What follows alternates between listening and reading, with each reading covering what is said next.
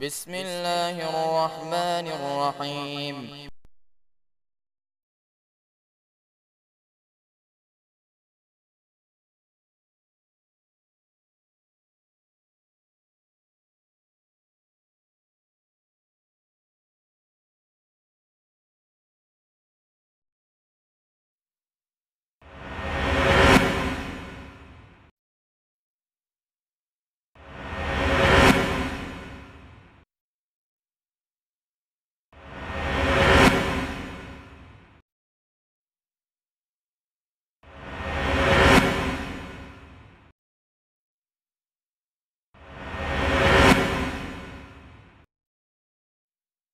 السلام علیکم ورحمۃ اللہ وبرکاتہ۔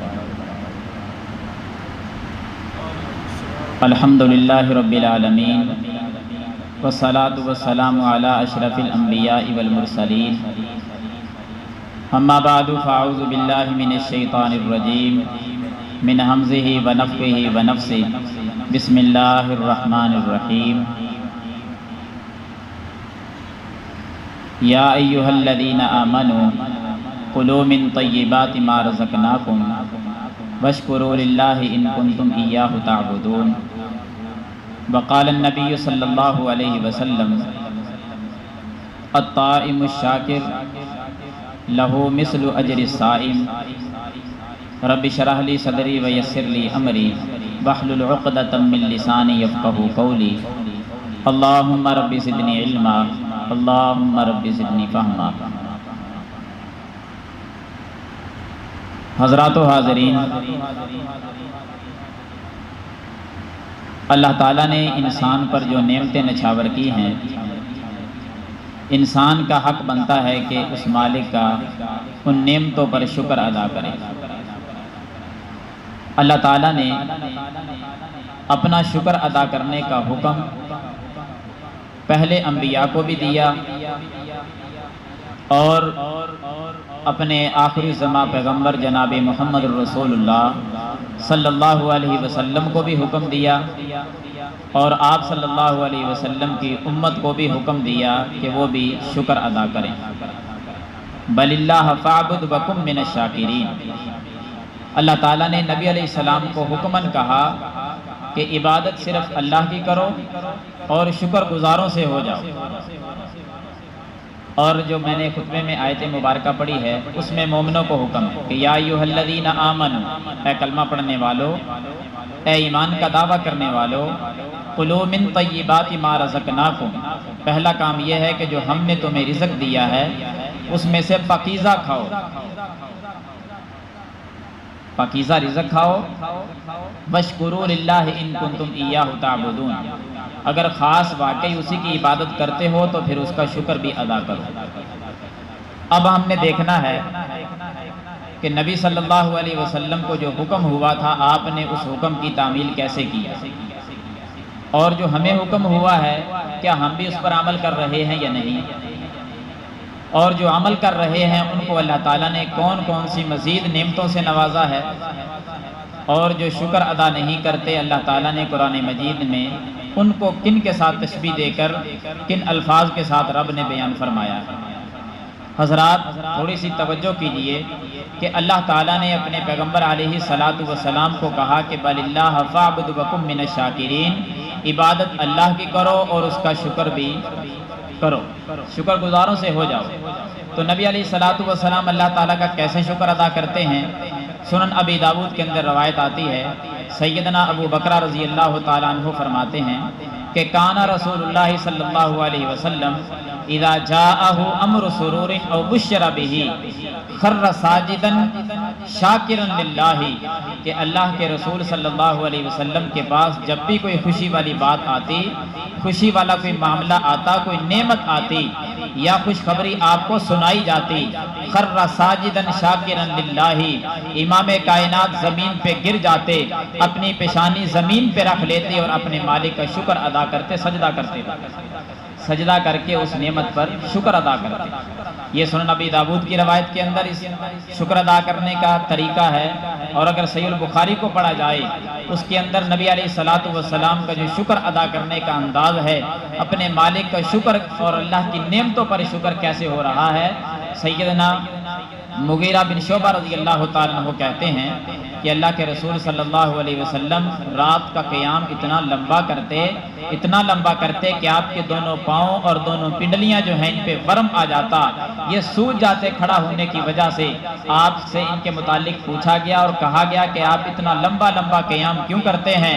اللہ تعالیٰ نے آپ کو اتنی عزت دی ہے، اتنا مقام و مرتبہ دیا ہے، اتنی نعمتوں سے نوازا ہے، اور پھر اتنے لمبے قیام کا کیا مطلب ہے؟ تو آپ صلی اللہ علیہ وسلم جواباً ارشاد فرماتے کہ افلا اکون عبدا شکورا، کیا میں اپنے اللہ کا شکر گزار بندہ نہ بنوں؟ جس اللہ نے مجھے اتنی نعمتوں سے نوازا ہے، اتنا مقام دیا ہے، اور اس اللہ کا میں شکریہ بھی ادا نہ کروں؟ شکر ادا کرنے کا کیا انداز ہے؟ راتیں مصلے پہ گزر جاتی ہیں، پاؤں سوج جاتے ہیں، پنڈلیوں پہ ورم آ جاتا ہے، اور اللہ کا شکر ادا ہو رہا ہے. حضرات، ہمارے لیے لمحہ فکر یہ ہے کہ ہمیں بھی اللہ تعالیٰ نے بڑی نعمتوں سے نوازا ہے. اس دور کو دیکھا جائے تو اس دور میں تو نعمتیں ملتی ہی نہیں. لوگوں کے پاس ایک وقت کا سیر ہو کر کھانا میسر نہیں ہوتا تھا. کئی ٹائم جو ہیں وہ بھوکے گزر جاتے. کھجوروں کی گٹلیاں چوس کر وہ گزارا کیا کرتے، حتیٰ کہ اس قدر بھوک اور پیاس آتی کہ درختوں کے پتے کھانے پہ وہ لوگ مجبور ہو گئے. لیکن اللہ کی عبادت میں ایک ذرہ برابر بھی کمی نہیں آنے دی. کتنے دن سفر کرنا پڑا اللہ کے اسلام کی سربلندی کے لیے، اسلام کا پرچم لہرانے کے لیے، کافروں سے ٹکرانے کے لیے. جب نکلتے ہیں چند کھجوریں صحابہ کرام کے پاس ہیں، ایک دن کے اندر ایک کھجور ملتی ہے، حتیٰ کہ وہ بھی ختم ہو جاتی ہے. ایک گٹلی منہ میں رکھی ہوئی ہے، سفر چل رہا ہے، سفر جاری ہے. کس لیے؟ اسلام کی سربلندی کے لیے، اسلام کے لیے لڑنے کے لیے جا رہے ہیں. لیکن شکوہ نہیں کرتے. جہاں نماز کا ٹائم ہوتا ہے نماز پڑھتے ہیں، سجدہ کرتے ہیں، گٹلی چوس کر، چمڑے کے ٹکڑے چوس کر، پھر بھی اللہ کا شکر ہی ادا کرتے ہیں. لوگوں، ایسے حالات تو ہم پہ آئے ہی نہیں. نبی علیہ الصلوۃ والسلام جو ساری رات مصلے پہ گزار دیتے ہیں، اگر آپ کے گھر کو دیکھا جائے کہ آپ کے پاس کتنا رزق تھا کھانے کے لیے. سیدہ امی عائشہ صدیقہ رضی اللہ عنہا فرماتی ہیں کہ کتنا رزق تھا، کتنا کھایا جاتا اور پکایا جاتا ہمارے گھروں کے اندر. سیدہ عائشہ فرماتی ہیں کہ میں چاند طلوع ہوتا ہوا دیکھتی. پہلی تاریخ کا چاند گزر جاتا، پھر دوسری تاریخ آتی، تیسرا دن ہوتا، چوتھا دن ہوتا. میں ایک دن کر کے چاند طلوع ہوتے دیکھ کر ان کی تاریخ گن کے مہینہ پورا گزار دیتی. پھر دوسرے دن مہینے کا چاند طلوع ہوتا، وہ بھی ایک کر کے گزار دیتی. اللہ کی قسم تیسرے مہینے کا چاند طلوع ہو جاتا اور محمد کے گھر کے چولہے کے اندر آگ تک نہیں جلائی جاتی صلی اللہ علیہ وسلم. کوئی پکانے کے لیے چیز ہو تو آگ جلائی جائے. 2.5 3 مہینے ایسے گزر جاتے کہ چولہے میں آگ نہ جلتی. ہمارا آج کا چولہا جو ہے وہ 24 گھنٹے بند ہونے کا نام ہی نہیں. کتنے ٹائم کا کھانا پکتا ہے اور پھر بھی شکر نہیں. اللہ کے رسول صلی اللہ علیہ وسلم شکر کریں تو اس انداز کے اندر سجدے میں گرے ہوئے، قیام میں کھڑے ہوئے، راتیں بیت جاتی. لیکن رزق کیا اتنا ہے نظر ہی نہیں آتا. لباس کیسے ایک چادر کے اندر لپٹ کر نبی علیہ الصلوۃ والسلام نماز پڑھتے ہیں، رکوع کرتے ہیں، سجدے کرتے ہیں. ہمارے پاس کتنے لباس ہیں. خیر یہ ہمارا موضوع نہیں. اس طرف چلیں تو تقابل کر کے دیکھیں کہ کتنی نعمتیں اللہ تعالیٰ کی ہمارے اوپر ہیں. اتنی زیادہ نعمتیں کہ وَإِن تَعُدُّوا نِعْمَتَ اللَّهِ لَا تُحْصُوهَا. اللہ قرآن میں کہتے ہیں کہ اتنی نعمتیں میں نے تم پہ نچھاور کر دی ہیں، پوری دنیا مل جائے ان کو گننا شروع کر دے تم کبھی گنتی میں نہیں لا سکتے. اتنی نعمتیں میں نے تم پہ نچھاور کی ہیں کہ تم ان کو گن ہی نہیں سکتے. لوگوں، پھر بھی ہم اللہ کا شکر ادا نہ کریں. نبی علیہ الصلوۃ والسلام نے سیدنا معاذ بن جبل رضی اللہ تعالیٰ کا ہاتھ پکڑ کر قسم اٹھا کر کہا تھا کہ اے معاذ، مجھے اللہ کی قسم ہے میں تجھ سے محبت کرتا ہوں. کیا شان ہے سیدنا معاذ بن جبل کی کہ جس کا ہاتھ اللہ کے رسول صلی اللہ علیہ وسلم پکڑ کر پھر اللہ کی قسم اٹھا کر کہے کہ اے معاذ میں تجھ سے محبت کرتا ہوں. 2 مرتبہ فرمایا اور پھر ایک نصیحت فرمائی کہ اے معاذ میں تو اس سے جو محبت کرتا ہوں پھر ایک عمل بھی کرنا کہ ہر فرضی نماز کا سلام پھیرنے کے بعد میں کلمات بتلاتا ہوں، ان کو کبھی نہ چھوڑنا۔ وہ کلمات کیا ہیں؟ رب اعنی علی ذکرک و شکرک و حسن عبادتک۔ یہ کلمات اے معاذ بن جبل تو ہمیشہ پڑھنے ہیں نمازوں کے بعد۔ اللہ کا شکر ہے کہ آج ہم بھی وہی کلمات پڑھتے ہیں۔ ہمیں بھی اللہ کی توفیق سے وہ کلمات، یہ حدیث پہنچی ہوئی ہے، ہمیں بھی یاد ہے۔ جن ساتھیوں کو نہیں یاد وہ یاد کر لیں۔ اور اس کا ترجمہ کیا ہے؟ رب اعنی علی ذکرک و شکرک۔ اے اللہ میری مدد فرما اپنے ذکر پر، میری مدد فرما اپنے شکر پر، میری مدد کر حسن عبادت پر۔ کیا مطلب؟ کہ اے اللہ مجھے ایسی توفیق دے دے کہ میں تیرا شکر ادا کروں، ایسی توفیق دے کہ عبادت میں حسن پیدا کر لوں، تیرا ذکر کرتا رہوں، ایسا بنا دے۔ یہ دعائیہ کلمات ہمیں بھی پڑھنے چاہیے۔ حضرات عبادت، یہ شکر جو ہے یہ انسان جب کرتا ہے اللہ تعالیٰ کا حکم بجا لاتا ہے کہ اے ایمان والو جو ہم نے رزق دیا اس میں سے پاکیزہ کھاؤ اور شکر بھی ادا کرو۔ جو ایک آدمی مسلمان اس پر عمل کرتا ہے، اللہ کی نعمتوں پہ شکر کرنا شروع کر دیتا ہے، تو یہ اسی کا اپنا ہی فائدہ ہے، اس کا اپنا فائدہ ہے۔ وَمَن شَكَرَ فَإِنَّمَا يَشْكُرُ لِنَفْسِهِ۔ دوسرا مقام وَمَن يَشْكُرْ فَإِنَّمَا يَشْكُرُ لِنَفْسِهِ۔ جو بندہ شکر کرتا ہے وہ اپنے ہی لیے کرتا ہے، جو بھی شکر کرے گا اس کا اپنا فائدہ۔ اپنا فائدہ کیا ہوگا؟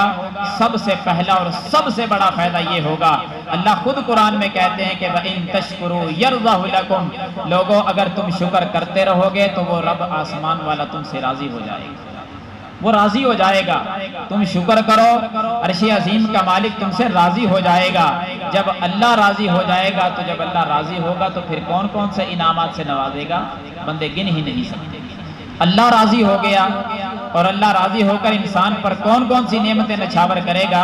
اللہ فرماتے ہیں کہ پہلا انعام یہ کروں گا کہ جس نعمت پر تم شکر ادا کرتے ہو اس نعمت کو ڈبل کر کے عطا کروں گا۔ اللہ نے قرآن میں فرمایا نا کہ بھائی تَأَذَّنَ رَبُّكُمْ لَئِن شَكَرْتُمْ لَأَزِيدَنَّكُمْ۔ اگر تم میرا شکر ادا کرو گے تو تمہارے رب کا یہ فیصلہ ہے لَأَزِيدَنَّكُمْ، اس نعمت کو ضرور ضرور ڈبل کر کے بڑھا کر تمہیں پھر عطا کروں گا۔ جس نعمت پر بھی ہم اللہ کا شکر ادا کریں گے اللہ تعالیٰ وہ نعمت بڑھا کر ہمیں عطا کرے گا، ڈبل کر کے دے گا، ڈبل سے بھی زیادہ کئی گنا کر کے اللہ تعالیٰ ہمیں واپس دے دے گا دنیا ہی کے اندر۔ اس لیے اللہ تعالیٰ کی نعمتوں پر ہمیں شکر ادا کرنا چاہیے، کیونکہ ڈبل کر کے ہماری سوچ اور ذہن کے مطابق ہمیں یہی ہوتا ہے نا کہ ایک نعمت ملی ہے یہ ڈبل ہو جائے، دو مل گئی ہیں تو ہم کہتے ہیں یہ چار ہو جانی چاہیے۔ تو اللہ کا شکر ادا کریں، جس رب نے وہ دی ہیں اللہ ڈبل کر دے گا۔ قرآن نے فیصلہ کیا ہے کہ لَأَزِيدَنَّكُمْ، اللہ خود کہتے ہیں میں ضرور ضرور اس کو بڑھا کر تمہیں عطا کروں۔ نعمت بڑھ کر مل گئی، اللہ راضی ہو چکا، اور اللہ اب جب راضی ہے تو اور کیا کرے گا اس بندے کے ساتھ؟ اللہ قرآن میں فرماتے ہیں کہ ما یفعل اللہ بعذابکم ان شکرتم وآمنتم وکان اللہ شاکرا علیما۔ میرے بندو اگر تم شکر ادا کرو گے، صحیح معنوں کے اندر ایمان لے آؤ گے تو ما یفعل اللہ بعذابکم، اللہ کو کیا ضرورت ہے تمہیں عذاب میں مبتلا کرنے کی؟ اللہ تمہیں عذاب دے کر کیا کرے گا؟ تم شکر کرو اللہ عذاب نہیں دے گا، کیونکہ اللہ راضی ہو چکا ہے، اللہ ان نعمتوں میں اضافہ کر رہا ہے، اللہ عذاب نہیں دے گا۔ اللہ تو ثواب کتنا عطا فرمائے گا؟ اللہ جب اپنے بندوں سے راضی ہو جائے پھر ثواب کی کوئی مقدار نہیں ہوتی کہ رب کتنا ثواب عطا کرے گا۔ مسند احمد اور سنن ابن ماجہ کے اندر حدیث مبارکہ ہے کہ شکر کرنے والے کو رب ثواب کتنا عطا کرتا ہے۔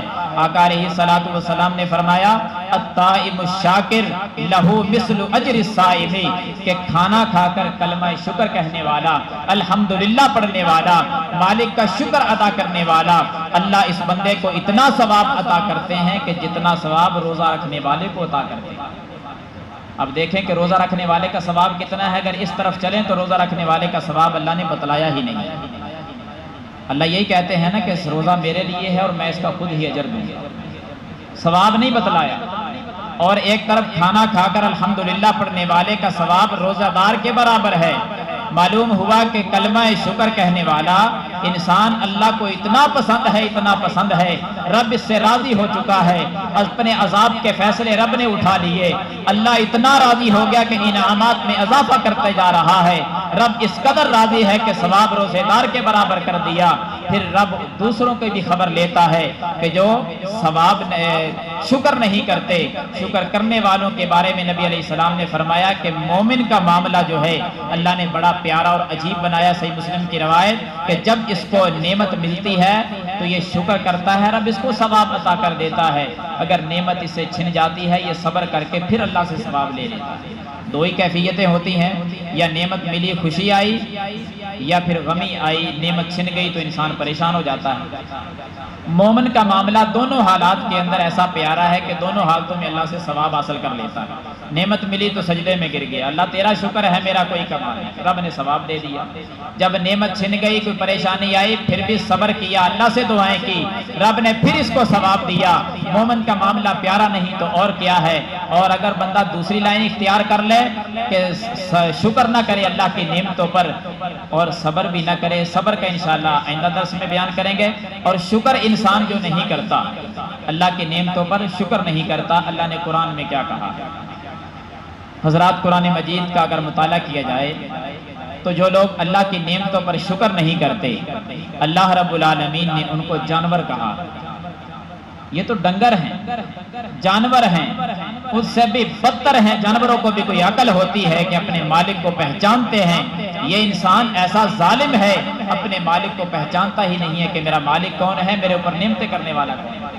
اللہ نے نقشے بیان کیے قرآن مجید کے اندر، ایک ایک چیز کا، کانوں کا تذکرہ کیا، آنکھوں کا تذکرہ کیا، ذہن اور دل کا تذکرہ کیا، ہاتھوں کا تذکرہ کیا، اور ساتھ ساتھ یہ بھی فرمایا کہ یہ ایسے انسان ہیں کان ہونے کے باوجود یہ بہرے ہیں، یہ سنتے ہی نہیں، آنکھیں ہونے کے باوجود یہ اندھے ہیں، یہ دیکھتے ہی نہیں۔ حالانکہ رب ایک طرف کہہ رہا آنکھیں ہیں، دیکھنے والے بھی ہیں، پھر فرماتا یہ اندھے ہیں، یہ دیکھتے ہی نہیں، کان بھی موجود ہیں لیکن پھر بھی سنتے ہی نہیں، گویا کہ ان کے کان ہی نہیں ہیں۔ دل دماغ موجود ہونے کے ساتھ ساتھ ان کا ایسے ہے کہ دل ہے ہی نہیں، اس سے بات کو سوچتے ہی نہیں، سمجھتے ہی نہیں۔ تب رب نے فرمایا اولئک کالانعام، یہ تو جانوروں کی طرح ہیں، بل ہم اضل، یہ ان سے بھی بدتر ہے۔ یہ جانوروں سے بھی گندے ہیں انسان۔ کس لیے؟ کون سے انسان؟ جو اللہ کی نعمتوں پہ شکر ادا نہیں کرتے۔ اللہ نے دوسرے مقام پر پورا نقشہ اسی طرح کھینچا ہے اور انسان کو جھنجھوڑا ہے کہ انسان تو کس طرف چل نکلا، تیرے اوپر نعمتیں کس نے نچھاور کی، یہ 5-6 فٹ کا جسم تجھے کس نے دیا، تیرے ہاتھ دونوں جو ہیں یہ کس نے سجائے، آنکھیں کس نے سجائیں، کوئی قوت گویائی کس نے عطا کی، کانوں کو سماعت کس نے عطا کی، ایک ایک عضو کو کس نے برابر جو ہے وہ فٹ کر دیا، کس نے بنایا ہے تجھ کو اے انسان، اتنا بھول گیا ہے تو۔ پڑھو قرآن مجید کی سورت عادیات کو، اللہ فرماتے ہیں والعادیات ضبحا فالموریات قدحا فالمغیرات صبحا فأثرن به نقعا فوسطن به جمعا ان الانسان لربه لکنود۔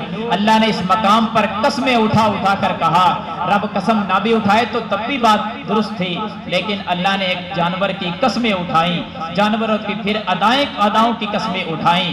جانور کون سا؟ گھوڑے کی رب نے قسمیں اٹھائیں۔ اللہ کہتے ہیں گھوڑے کے دوڑنے کی قسم، رب کہتے ہیں مجھے گھوڑا جب دوڑتا ہے اس کے دوڑنے سے سینے سے جو آواز آتی ہے مجھے اس کی آواز کی قسم۔ جب یہ سڑک پہ دوڑ رہا تھا پاؤں زمین پر لگے، آواز آئی، اس آواز کی بھی قسم، پاؤں زمین پر لگے، مٹی کی دھول اڑی، رب کہتا مجھے اس دھول کی بھی قسم۔ یہ پہاڑوں پہ دوڑا، پاؤں میں پتھروں پہ لگے، آگ کی چھوٹی چھوٹی چنگاریاں نکلی، رب نے اس کی بھی قسم اٹھائی۔ میدان جہاد میں صبح کے وقت یہ اترا، رب نے اس ٹائم کی بھی قسم اٹھائی۔ اللہ ذہن میں سوال آتا ہے کہ تو نے یہ چھوٹی چھوٹی چیزوں کی قسمیں کیوں اٹھائی؟ ایک گھوڑا جانور ہے اس کی قسم، پھر دوڑنے کی قسم، پھر پاؤں کے آواز کی قسم، دھول کی قسم، آگ کی چنگاریوں کی قسم، ٹائم کی قسم اللہ تو نے کس لیے اٹھائی؟ تفسیر پڑھے تو سمجھ یہ آتی ہے، یہ پتہ کون سا گھوڑا ہے؟ یہ وہ گھوڑا ہے جس کو ایک انسان نے پالا، 4-5-6 مہینے اس کو دانہ دن کا ڈالا، اس کی پرورش کی، جہاد کے سارے گر سکھلا دیے، کافر سے ٹکرانا بھی سکھلا دیا، مد مقابل کا پر حملہ کرنا بھی سکھلا دیا، مد مقابل کا تیر آئے گا، خود بھی بچنا ہے، سوار کو بھی بچانا ہے، یہ بھی سارے گر اس کو سمجھا دیے۔ ایک وقت آیا جہاد، میدان جہاد گرم ہوا اسلام کی سربلندی کے لیے، مالک نے جب اس کی لگام کو سیدھا کیا، اس کی پشت پہ ہاتھ پھیرا، گھوڑے نے انکار نہیں کیا کیونکہ 2-4 مہینے دانہ دن کا مالک سے کھا لیا ہے۔ اب گھوڑے کو معلوم بھی ہے میدان جہاد میں اتروں گا مد مقابل کے تیر آئیں گے، بارش کی طرح برسیں گے، چھلنی ہو جاؤں گا، مر جاؤں گا، موت یقینی ہے گھوڑے کی۔ سب کچھ جاننے کے باوجود مالک کے کہنے پر انکار نہیں کیا، کیونکہ 2-4 مہینے کھا چکا اس مالک کے گھر سے۔